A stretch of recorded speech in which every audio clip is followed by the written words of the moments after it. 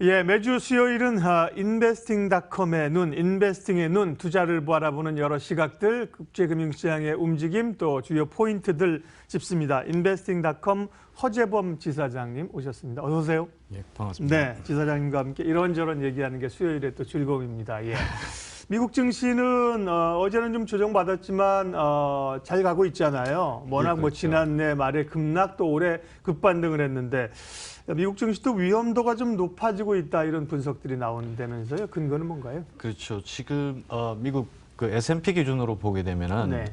세 가지 다이버전스가 나옵니다. 네. 즉 가격은 상승하는 데 비해서 가격 상승에 척도가 되는 모멘텀이나 그다음에 또 채권 가격의 움직임, 거래량 그 세 가지 팩트를 보게 되면 첫 번째 미 증시가 뭐 어제는 조금 빠졌습니다. 어제 S&P가 0.57% 빠졌지만은 네. 지금 현재 그 미 증시는 아직 상승장, 즉 지난해 9월 20일 사상 최고가를 기록한 데서 지금 거의 달라붙죠. 큰 차이 없을 정도로 맞습니다. 약 1.8% 아래로 나타나고 있습니다. 네. 그 지금 차트를 보시면은 지난주에 말씀드린 대로 S&P는 여전히 그 200일 장기 이동 평균선과 50일 단기 이동 평균선이 교차하여서 골든 크로스를 만들고 있는 상황입니다.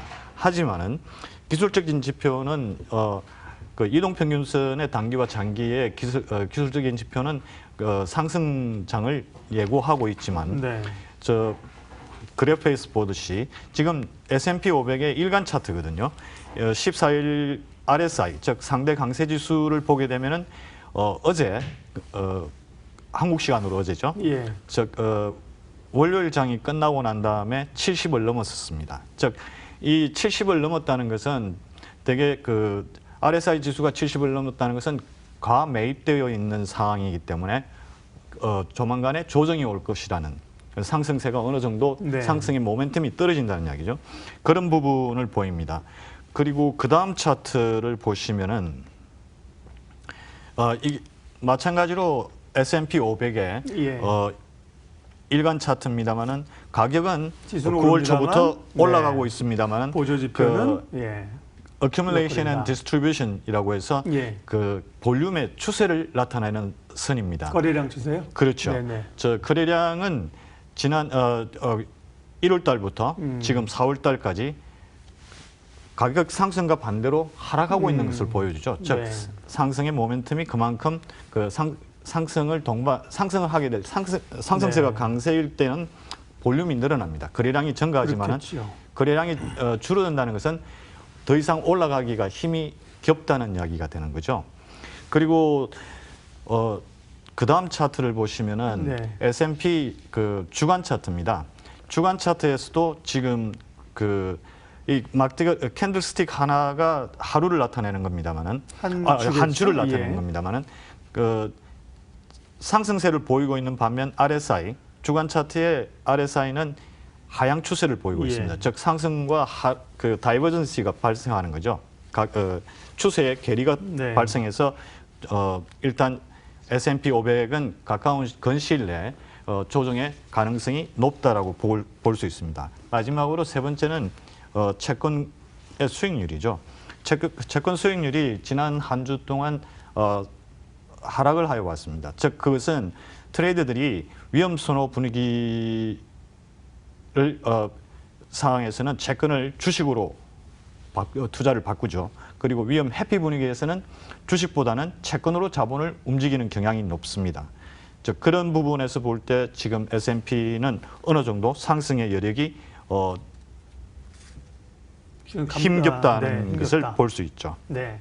주가는 오르는데 예, 다이버전시라고 말씀하신 게 같은 방향으로 안 가고 뭔가 이렇게 퍼져가는 거죠. 괴리를 보이는 거죠. 괴리를 예. 나타내는 그런 거죠. 그러게 말입니다. 좀 편안하게 올라가면 좋은데 사실 올라갈 때도 그렇게 주식시장을 하는 게 편하게 가지는 못해요. 그렇죠. 올라갈 때도 걱정의 담벼락을 타고 가고, 예, 떨어져도 그렇고 일단은 지수는 오른다, 보조 지표는 불안정하다 이렇게 정리하면 그렇죠. 되겠고요. 그리고 또 하나 이번 주에서 가장 앞으로 예. 이번 주 주말부터 금요일부터 시작하죠. 네. JP 모건부터 시작해서 1분기 기업 실적 발표가 그렇죠. 있습니다. 예. 지금 현재 1분기 실적 발표의 애널리스트의 평균치는 과거 2016년 1분기 이래 최악으로 지금 예상을 하고 있습니다. 지금 1분기 S&P 지수의 기업들의 실적은 전년 대비 3.9%, 마이너스 3.9%가 되는 네. 거죠. 감소했을 것으로 지금 보고 있고, 예. 그 다음에 1분기 주당 순이익 예상은 약 7.2% 하락으로 보고 있습니다. 네. 이것은 분기 기준으로 5년 평균인 3.2%나 10년 평균인 3.7%, 15년 평균인 4%를 모두 뛰어넘는 하락폭이 되어서 이번 주 금요일부터 시작되는 미국의 각 기업들의 실적 발표, 1분기 실적 발표는 주식시장에 하락 압박을 줄 가능성이 상당히 큽니다. 네, 미국도 기업 실적들이 좀 부담을. 그동안 사실 미국은 기업 실적들이 계속 좋았는데요. 1분기 좀 부담들을 가지고 있고 간밤에 그런 것도 좀 시장이 부담을 가졌습니다. 외환시장 얘기하겠습니다. 일단은 우리 달러 원 환율이 어제 그저께 갑자기 많이 올랐고요. 어제는 좀 다시 떨어졌지만 1,140원대를 기록하고 있는 상황입니다. 달러 인덱스가 96.6이니까 조금 이제 강하진 않은 그런 상황인데 외환시장 얘기 좀 해주세요. 예. 일단 원달러 같은 경우는 4월달에 시즈널 팩터가 있습니다. 네. 일단 환율 보고서. 예. 네. 우선 국내 수급 불안에 대한 영향도 있고, 네. 그리고 외국인들이 배당금 지급을 외국으로 자금을 송금하기 위한 예. 그런 수요가 있기 때문에 네. 원화 약세가 적어도 이번 달 중순까지는 약세가 이어질 것으로 보고 있습니다. 현재 월요일 날 1,144원 7을 기록했습니다만 이것은 2017년 7월 12일 이후 가장 높은 수준입니다. 역외 시장에서의 중국 위안화의 약세도 어느 정도 일조를 한 부분이 있습니다. 그리고 무엇보다 노르웨이의 금액 자체는 크진 않습니다만 국부펀드가 신흥국 채권, 즉 한국을 포함한 약 10개국의 채권을 매각하겠다는, 포트폴리오에서 제외하겠다는 뉴스가 있었고, 물론 한국 돈으로 해서 약 6조 원 미만 정도의 규모이지만은 일단 외국인들의 주식 배당금, 해외 송금의 팩터와 두 가지가 같이 겹치게 되면은 원화 시장에 원화 약세에 영향을 줄 수 있습니다. 그러네요. 말씀하신 미국 재무부의 환율 보고서는 4월, 10월인데 이건 사실 우리 원화가 좀 강세로 가는 요인인데 그것보다는 지금 말씀하신 수급이나 외국인 배당금 얘기 이런 것들로 원화가 약세입니다. 계절적 요인으로 보이네요.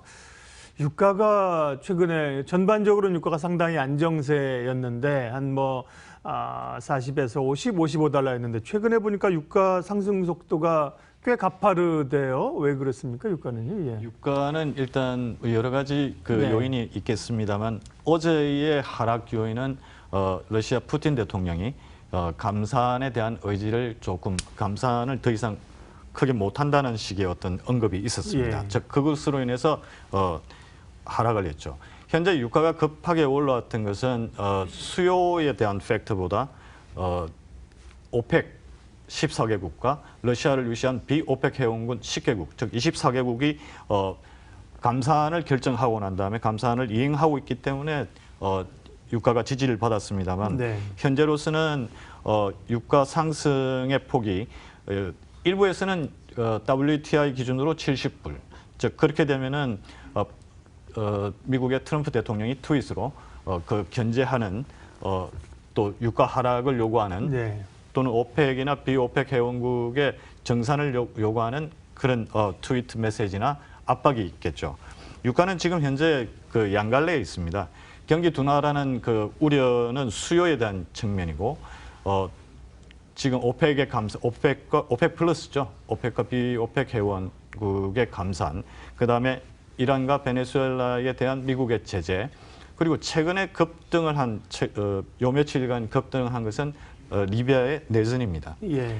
리비아가 오펙 회원국 중에서 또 하나의 큰 원유 생산국이고, 리비아산 원유는 주로 유럽으로 공급이 됩니다. 이 수급에 대한 우려 때문에 WTI 브렌트가 최근 급등을 한 면이 있습니다. 예. 유가는 뭐 연초에 비하면 30% 이상, 어제 제가 계산하기로는 37%까지 굉장히 많이 지금 WTI 기준으로 올라 있는 상황들입니다.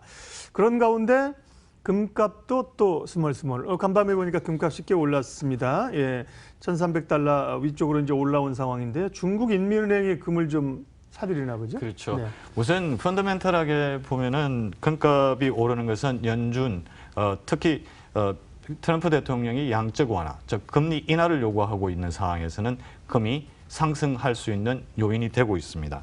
그리고 무엇보다 또 펀더멘탈하게 보게 되면은 중국의 인민은행이 지난 4개월 동안 12월 이전까지 약 2년 동안 중국 인민은행의 금 보유량은 큰 변화가 없었습니다. 그런데 지난 12월부터 4개월 동안 매월 32만 온스에서 38만 온스를 구입을 해서 금 비축량을 늘려왔습니다. 즉 지금 현재 중국 3월 말 기준으로 6,062만 온스, 즉 톤으로 환산했을 경우 약 1,720톤 정도의 금 보유고를 갖고 있습니다.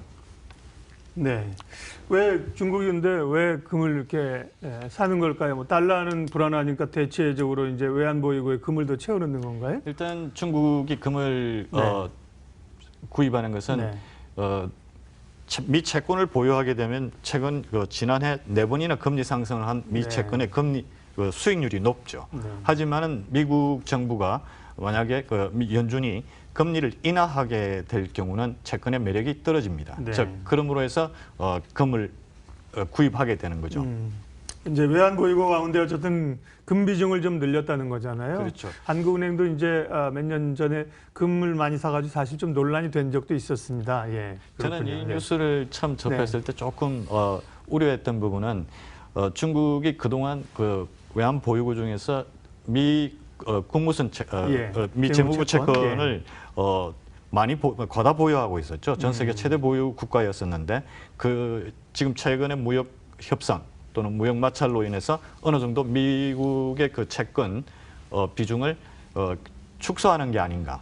대신에 금의 보유량을 늘리는 게 아닌가 하는 그런 생각도 해봤습니다. 예, 원자재 시장도 그렇고요. 국제금융시장이 국제 무역 질서의 어떤 힘의 격돌 때문에 굉장히 움직입니다. 유가도 사실 오르면서 엊그저께는 사우디가 이 원유 거래하는데 달러 말고도 다른 통화를 고려할지도 몰라 뭐 한번 흘린 것 같으니까 또 뭐 언론에서 난리가 났습니다. 못 하거든요. 예, 사실은 정치적으로 보면 말이죠, 그죠? 예. 사실 중국 같은 경우는 예. 지금 위안화를 달러화처럼 세계 기축통화로 예, 만들려고 만들고 지금 싶죠. 엄청 예. 노력을 하고 있죠. 네. 그런 부분이 일조하는 부분도 있고 사우디 입장에서는 미국에 대한 일종의 경고 형태가 되는 거죠. 그렇죠. 정치적인 예. 협상이 되는 거죠. 그러게요. 가말 슈지 까시꾸지에 대한 암살에 대한 국제적인 비난, 그렇죠. 여론에 대한 무마용이라고도 볼 수 있는 부분도 있습니다. 네. 근데 사우디 말씀하셨으니까 네. 아주 재미있는 이야기가 있습니다. 예. 사우디의 국영 석유 기업이죠. 아람코의 예. 회사채 매각이 최근에 오늘 기사가 있었습니다. 있네요. 예. 아람코의 100억을 시장에서 조달을 하려고 회사채를 예. 매각했었는데 무려 1,000억 달러가 몰려들었답니다. 들어왔습니다. 네. 그 정도로 인기가 있었다는 거죠. 예. 기사 있네. 100 빌리온이니까 1,000억 달러네요. 예. 그렇군요. 예. 원자재 시장 나온 길에 원자재 시장에 다른 상품들 주목할 거 있으면 말씀해 주세요. 일단 원자재 시장에서 가장 예. 큰 부분은 저 같은 경우는 지난번에 뭐 팔라듐 이런 거 얘기하셨는데 팔라듐은 네. 지금 네. 현재 현물 선물이 전부 다 1,400불 이하에 머물고 있습니다. 네. 그 팔라디움 같은 경우는 지금 가솔린 차량의 예. 그 배기가스를 줄이기 위한 촉매제로 쓰이는 원료이기도 합니다만은 팔라디움은 지금 기금속 중에서는 최고 비싼 기금속이 되는 거죠. 네. 그리고 이제 구리 가격이 늘 보면 이제 어떻게 보면 경기를 판단한다고 할까요? 굉장히 중요한 요소잖아요. 구리 예. 움직임도 맞으세요? 사실 전기동이라고 하죠. 네. 그 런던 그 금속 거래소나 예. 뉴욕의 커맥스에서 거래되는 것은 전부 다 상위 그레이드인 상품인 전기동을 거래하고 있는데요. 네. 이 전기동은 전화선부터 시작해서 동력 터빈까지, 즉 저희 생활에서 안 쓰이는 데가 없는 원자재이고, 그리고 항상 구리는 경기에 앞서 실제 경기에 앞서 변화에 앞서 먼저 움직이는 예. 원자재 상품으로 때에 따라서는 닥터 카프라고도 부르죠. 예. 그 전기동 같은 경우는 지금 현재 최근에 6,500불을 넘었습니다. 즉 금년 들어서 약 11% 상승하였죠. 1분기예요. 근데 작년 한 해 동안 20% 정도 하락한 연간 최악의 하락 실적을 기록했죠. 에 비하면은 상당히 선전을 했었는데요. 뱅크 오브 아메리카의 메릴 린치죠. BOA의 최근 보고서에 의하면은 전기동은 현 수준에서 약 300불 정도 빠질 것이라는 전망을 내놓고 이 있습니다. 차트 가져오신 거 있으면 좀 넘겨주세요. 전기동 구리 가격도 좀 보고하죠. 예. 예. 지금 이거는 일간이라 그렇군요. 하루 만에 데일리라 거래된 데일리라 겁니다. 그렇고 좀 오늘 길게 거래된 보면, 것도 예. 저 6,530불 이상을 예. 두 분이나 갔었죠. 그렇지만은 하락은 종가는 예. 6,500 이하에서 멈췄습니다. 구리의 그 전기동의 그 하락 전망을 하는 원인은 네. 우선 중국이 최근 그 정시가 화랑이었지 않습니까? 예. 전 세계 어떤 주식시장보다 중국의 주식시장이 가장 1분기 동안 가장 상승폭이 컸습니다. 즉 그것은 중국 정부의 경기 부양책, 즉 미국과의 무역 마찰로 인한 경기 둔화를 우려해서 여러 가지 경기 부양책을 썼죠. 그런 부분이 전체적인 중국의 정시의 그 상승폭은 크게 만들 수 있었지만은 중국이 최대 전기동 소비 국가인데 전기동의 그 상품의 비중이 낮은 부양책을 썼기 때문에 예. 크게 영향은 못 받았습니다. 그렇지만 그리고 또 하나 내년 수급 관계에서 보면 공급이 수요를 앞지를 것으로 지금 전망을 하고 있습니다. CRU 그룹이라고 영국에 있는 그 원자재 리서치 기관인데요. 공급이 2020년 초에 약 90만 톤 증가할 것으로 지금 예상하고 있습니다. 네. 그렇게 해서 전년도 60만 톤 정도의 공급 부족이 내년은 약 20만 톤으로 축소될 것이라고 알겠습니다. 예. 예측을 하고 있죠. 구리 가격 얘기는 거기까지만 하죠. 예. 예. 자, 이번 주 이제 주중반을 지나고 있는데요. 이번 주 또 남은 기간 동안에 주목해야 될 글로벌 핵심 요소들, 요인들 어떤 게 있습니까? 일단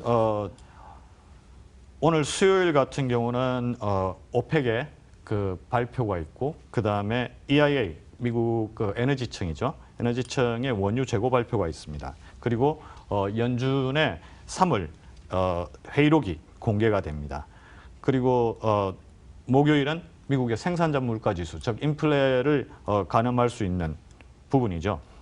그리고 금요일은 원유 시장에 중요한 베이커 휴즈의 그 시추공 숫자가 발표됩니다. 네.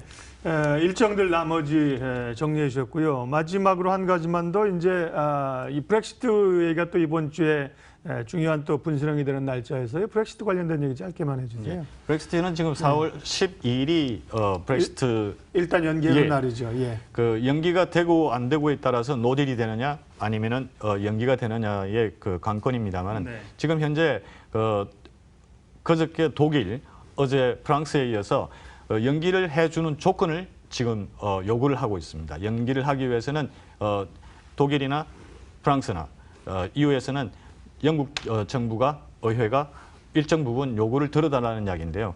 그 부분이 지금 어떻게 해결될지 시간이 이틀 후에는 결과가 나오겠습니다만은 일단 연기되는 쪽으로 하지만은 연기를 하면 할수록 영국 정부가 불리해지는 쪽으로 저는 보고 있습니다. 그렇군요. 예, 일단은 4월 12일까지 미뤄놓은 상황이고 5월 22일인가 23일 날 이제 유럽의회의 그또 의회 투표가 선거가 있기 때문에요. 그때까지가 이제 굉장히 중요한 기간들로 갑니다. 예, 인베스팅의 눈 글로벌 금융시장 움직임 자세하게 살펴봤습니다. 인베스팅닷컴 허재범 지사장님 함께했습니다. 수고하셨습니다. 예, 감사합니다.